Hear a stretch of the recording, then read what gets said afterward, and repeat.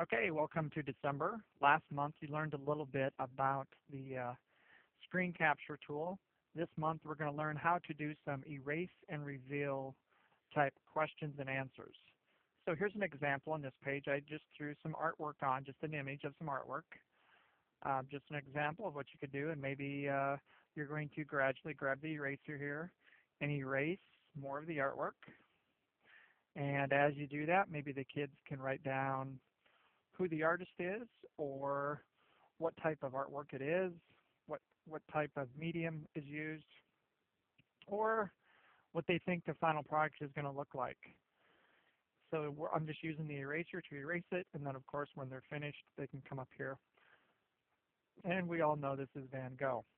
So how do we actually do this? Well, let's go to a new page. So I'm just going to grab a shape here.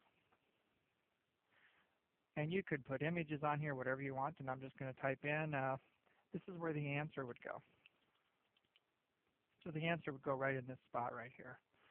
And I'm going to go ahead and make that a little larger so I can actually see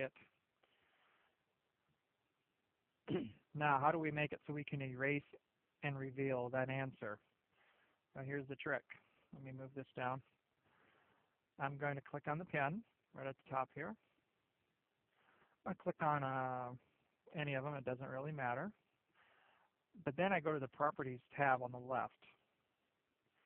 Line style, this is the key. We want to make it white. That's the background. If my background was a different color, of course you'd want to use that.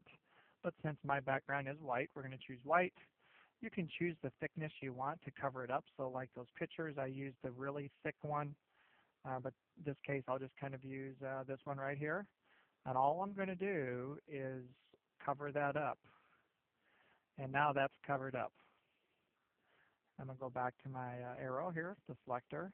So maybe you have a question on here, so it's kind of a self-checking type exercise for the students, or it's a classroom thing. So whatever the question may be, they just come up here, grab the eraser, and they erase, and the answer magically appears. Pretty cool. The thing is, once you erase it, you don't have to go back and cover it up, because when you're done with the class, if you're teaching several sections of the same class, you go to the next page. When you're finished with it before the next class, just say don't save changes, and it will revert back to your original. So I hope that's something you can use. Give it a try. It works out really well.